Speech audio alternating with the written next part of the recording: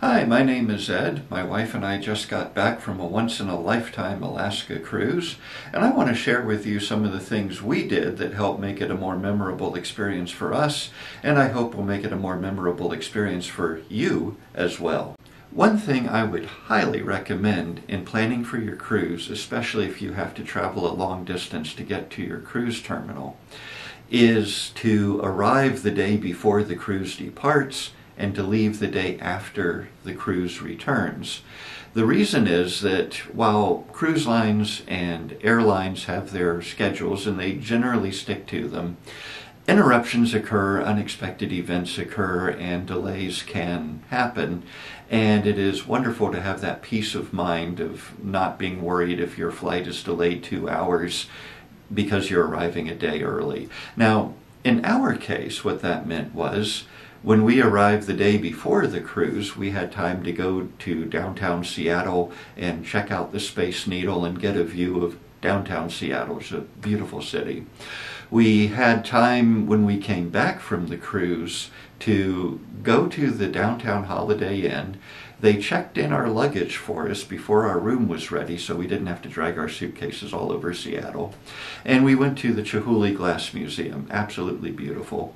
Then we went down to Seattle's beautiful waterfront property and had a great delicious meal at Ivar's Acres of Clams. So those were some things that we could take advantage of because we had the time to. We weren't in a hurry to get from here to there. And booking a day before the cruise and a day after the cruise, someplace to stay, is something I would definitely do again. So, do your cabin accommodations really matter? Now that's going to be a budget issue and it's going to be a preference issue. In the last 20 years we've been on 3 Royal Caribbean cruises. We happen to like that cruise line a lot. Do your research, listen to your friends, see if they like another cruise line more or less. But Royal Caribbean has never disappointed us. Our first cruise we were in an interior cabin, which was okay. Our second cruise we had a cabin with a porthole, which was a little bit better. You have something you could look out on. But this cruise we determined we were going to get a balcony. And if you're going to the expense of booking an Alaska cruise, I highly, highly, highly recommend that you get a cabin with a balcony. It was absolutely worth it. That's where I got this really beautiful picture of a harbor seal and her pup on a piece of ice drifting past us. That was actually shot from our balcony. And the opportunity just to step outside and to going one way, look at the beautiful mountains and the landscape of Northwest America, of Canada, of going into Alaska and the Alexander Archipelago, and then coming back, just looking out at the wide Pacific Ocean, an ocean that covers half the earth almost, it was just wonderful to have that. We also had a balcony on deck 4, which put us a good bit lower to the water, and we were able to see things, I think, fairly well. Occasionally a whale would appear and things like this. So it was really wonderful to have that balcony. So if you're going to Alaska, I would really, really, really recommend a balcony. So what do you need to wear on an Alaska cruise? The short answer is you need to be ready for the weather you might encounter. There was one day when I was sunning myself next to the pool and I was comfortable in my swim shorts. Another day my wife and I had to bundle up a bit because it was overcast, windy, and cold. And you really don't know until the day arrives what kind of weather you're going to face in the Alaskan summer. It might be sunny, it might be overcast, it might be raining. Highs might be in the 60s, highs might be in the 40s. You might be inside a museum, you might be out on a whale watch. So you need to be ready for a little bit of everything. Now the ship we were on had a running track that was about 1/3 of a mile, so if you took 3 laps you did a mile and a little change. And I was comfortable running on that in a long sleeve jogging shirt, and 1 or 2 times I was wearing polypropylene glove liners. That and a pair of running shorts, and I was comfortable as long as I was constantly moving. I would also recommend having a base layer ready, both top long sleeves and bottom full length, and this kept me comfortable on a whale watch where I was out on the top of the boat that we were watching whales from, and it was overcast and breezy and the wind was blowing over cold water, so this really helped keep me comfortable. I would really recommend a quality rain jacket, windbreaker, whatever you want to call this thing, with obviously a hood. And this was a useful thing to have in case it rained. Now, interestingly, we were blessed such that we had no rain when we were in Seattle, and we had no rain on our whole Alaska cruise, so we were never out in the rain, but we were ready in case it rained, and you'll definitely want something like this in case you get rained on. Now, some people will recommend a puffer jacket, and sometimes you got to go to the store where they have the nice one. So this came from REI. Some of our stuff came from Walmart. Some of our stuff came from Academy Sports. But this is a really decent puffer jacket. It's got a down filling, so it compresses a lot and can be packed into a very small space. And with that, I have a couple of Gore-Tex gloves. And then, of course, I have a beanie, nothing special here. This is a Carhartt beanie, so you know it's rugged, dependable, all that stuff. And when it was cold enough to wear a puffer jacket, that arrangement really did help keep me warm. Now, probably my favorite and most used item of clothing for the whole trip, on days where it was cool to cold, was the tactical hoodie. This is a no-name tactical hoodie I ordered off of Amazon. Some of them are waterproof and they cost a little more. This one's not. I figured if I had my windbreaker, I really didn't have to have a waterproof hoodie. But a tactical hoodie has a significant number of advantages. First of all, it's much sturdier than the average sweatshirt is. It has zipper pockets. And the zipper pockets have very generous depth to them. So up here I had my wallet, sometimes my cell phone, sometimes my passport, and a zipper pocket is going to help keep things a lot more secure than just a kangaroo pocket on your average sweatshirt. Now this thing has 6 zippered pockets that are just immensely useful. And another feature of the tactical hoodie is the Velcro patch mount, which you have right here. So you can go to the Army Navy store and get all the tabs you want and fulfill your stolen valor fantasies, or you can just wear good old subdued American flag like so. And besides, nothing says Murica like a tactical hoodie. Okay, so what about shoes? What kind of shoes do you wear? This is going to depend on you, what kind of excursions you're going to be making, your choices, what you're comfortable with. But what worked for me, I had 3 pairs that I took on board. For casual wear and as sort of a substitute for a house shoe, I wore boat shoes. These were comfortable enough to wear around the cabin, comfortable enough to wear around the boat, and in my mind, formal enough to go with me on the formal nights to the nice dining room. Since there was a nice running track on the boat, I took along a good pair of sneakers. These are my Asics running shoes, and these guys were just great for that kind of thing. For our outings, I wore hiking sneakers. These are Merrell hiking sneakers that I believe were purchased at REI. They have them at Academy Sports too. And these shoes are medium weight. They're heavier than sneakers, but they are waterproof. And they're comfortable in any kind of weather where it's under 70 degrees. And of course, that's probably going to be most of the time you're there. So I really enjoyed wearing these guys. Every time we went outdoors, I was in these things. And that way, if I hit water or if we got rained on or something, I wasn't worried about coming home in wet sneakers and cold feet. These things kept me very warm and comfortable. I do recommend wearing wool socks with these guys, but that's, again, up to you. Now, like you're probably doing right now, we checked out a number of videos on cruise tips, especially geared for an Alaska cruise. And one of the things that I found very, very helpful was one of the cruise gurus recommended bundle packing. Now, bundle packing is simple in its concept. You simply lay down your big items like a jacket, maybe your hoodie, windbreaker, whatever. And then you put on top of that pants, and then on top of the pants you can put other shirts, you can put in t-shirts, you can put in socks and underwear, and then you just fold the whole mess together, and it tends to go a little quicker and a little more easily. Another advantage is that if you have natural fiber clothes that you want to wear for a formal night or something like that, they tend to be bent around other clothing instead of sharply creased from being packed and pressed down. So you have fewer creases, fewer folds in your natural fiber clothes. The only single disadvantage was after you've got the whole wad together and you've got it stuffed into half of your suitcase, and you decide, you know, I really want that hoodie, I really want that long sleeve shirt. Well, it's a little tedious to open. You can't just reach in and pull it out. You got to unpack everything and tease it out of there.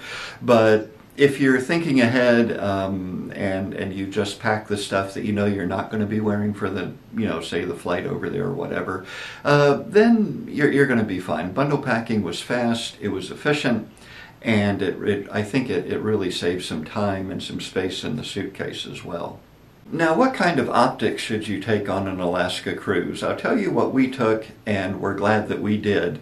We each had a small foldable pair of waterproof binoculars, and they're fairly decent quality and had good sharp resolution to them, and it was just absolutely wonderful having that ability to sometimes just sit on your balcony and look out, and you would see terns flying by. Eagles, bald eagles are very common in that part of Alaska, so we would often see them flying by. But that takes care of the binoculars, but what about the camera? Well, one of the cruise gurus said you need to get a real camera, and I was so glad that I heeded that advice for the cruise. We ended up getting a Canon M50 Mark II. It's in fact the camera that I'm recording this on right now. It has a flip out screen where you can record video, it can take attachments of different lenses, and you can get some really quality photos. Now you want to get really good quality camera equipment and, you know, do your research and see which brand you like and what specifics you're looking for. We had the kit lens that came with the M50 Mark II, and we also had a 55-200 telephoto lens, not exactly a super powerful lens, but one that was ideal for taking pictures of whales and other wildlife. So one of the important things to do is, if you're going to get a real camera, learn how to use it and practice. Getting a new firearm doesn't make you a marksman. Getting a new camera doesn't suddenly make you Ansel Adams or some other famous wildlife photographer. You have to practice. Now, two people on YouTube that I found extremely helpful, ironically, they were both Canadian. One of them is Chris Attrell. Chris Attrell has a number of really useful video tutorials to get you started in basic photography technique. He explains things very well and was extremely helpful in getting me started. He even had a tutorial for this specific camera that I found useful. Another man from the other end of Canada, Simon d'Entremont, is a wildlife photographer. He has videos where he does really quality explanations of how he takes wildlife photos, what he's looking for in wildlife photos, different specifics about how cameras work and how depth of field works and so on. And he too was extremely helpful in helping me get used to using a camera, a real one. The one thing that's also important is getting out and practicing. Make your mistakes when you're not on the cruise. Make your mistakes first and learn that this setting does this and that setting does that, and you've got to be careful to check for this other thing before you take the picture. And as you get more practiced and as you get better, I probably took several months, almost a year, I think, from the time we booked the cruise. About that time we got the camera, and so I was practicing with this camera for several months and got some decent pictures with it thanks to a couple of guys on YouTube and a quality piece of equipment.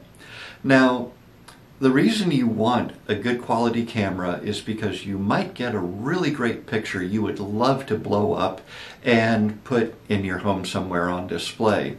We had a really beautiful mountainscape picture, and we took it to Walmart, and it got blown up 2 feet by 3 feet. And yes, the Walmart Photo Center does a superb job with your blow-ups.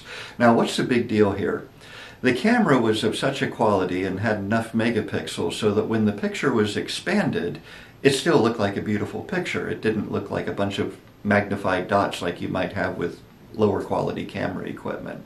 So it's important to get that good quality camera so that you can go ahead, and if you want to expand those pictures, they will look good enlarged so that you can post them and frame them like we're going to do with a couple of the ones that we've taken with this camera. Also, a pro tip from some camera guru YouTubers: you don't need to get everything brand new. You can get secondhand equipment. This camera is secondhand. The telephoto lens was secondhand. We got our equipment from KEH, which is an excellent dealer of used camera equipment. They buy equipment, they sell equipment, they really check out and review this stuff so that when you order from them, or if you happen to live 45 minutes away like we do, you can drive down there and pick up your stuff. You know you're getting good quality stuff, so I highly recommend KEH. There are others out there, but do your research and decide what kind of specifics you want. I'm just telling you what worked for us and where we went and where we got our stuff. But definitely get a good quality camera, learn how to use it. Oh, one more thing about cameras. While we did get a real camera bag to keep everything in, for our outings, I found that an ordinary butt pack from Walmart was big enough to accommodate the camera, our 155 to 200 telephoto lens, and some spare batteries. So and it even includes a little tripod and some other stuff that you can put in the pockets here. But this little backpack was ideal for the outings. So this is really all that I needed for the camera equipment I was carrying. Now, we did go on a photograph expedition, or one of our excursions was a photography excursion, and there were some guys there that had some like serious camera equipment. So again, it's up to you. Maybe you're already an experienced wildlife photographer and you've already got your 500mm lens and so on. Hey, take it, enjoy.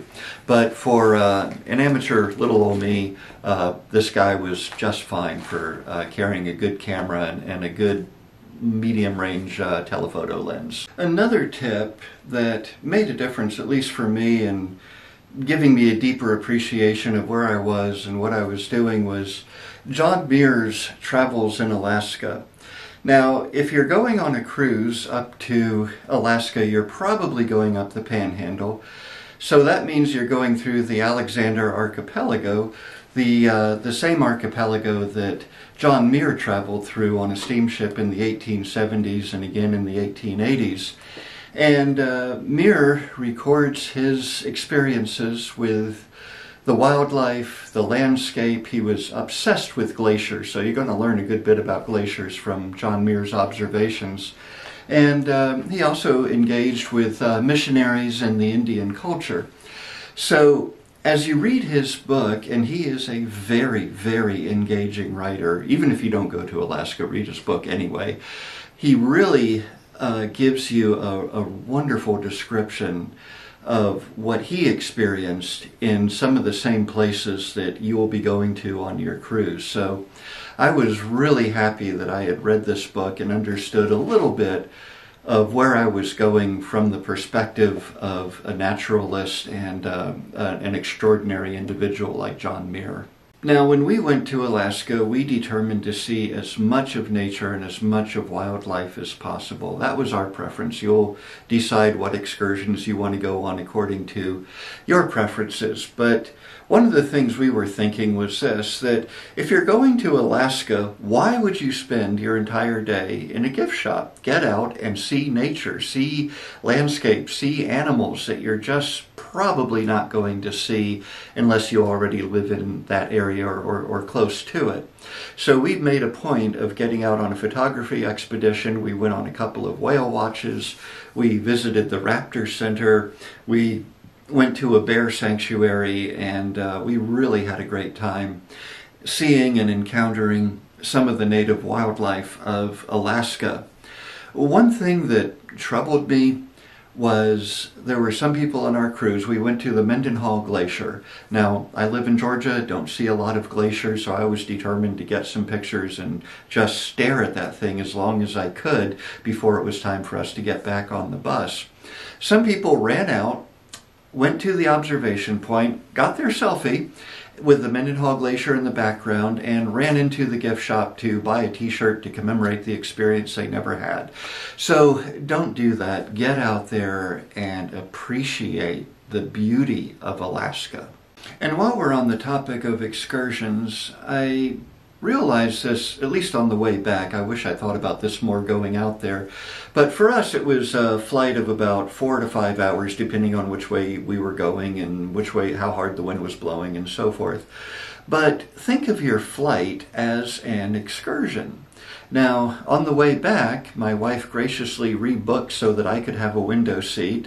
And also you're allowed to take a camera on board. I took this very camera that I'm using right now in my onboard luggage. I took it out, and when we crossed over, like the Cascades or the Rockies, or saw a sunset above the clouds, I got some really beautiful and memorable pictures just because I was thinking of the flight as another excursion and as another opportunity to observe the natural beauty that we were flying over. And finally, the way I would sum up this trip with the natural beauty that we saw was with this. And it's the last verse of Psalm 103. Bless the Lord, all his works in all places of his dominion. Bless the Lord, O my soul.